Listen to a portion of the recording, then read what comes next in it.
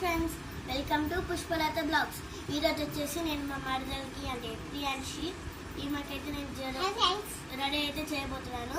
First వచ్చేసి ఈమెకు నేను కోమ్ చేయబోతున్నాను. సో చూద్దాం ఎలా వస్తుందో.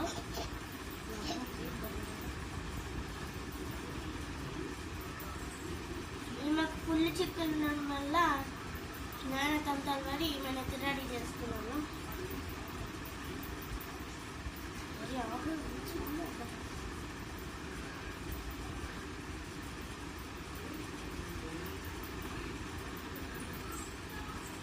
నాన్న కష్టాలు ఎట్లా పడితే అట్లా వేసేసాను. ఎవరికైతే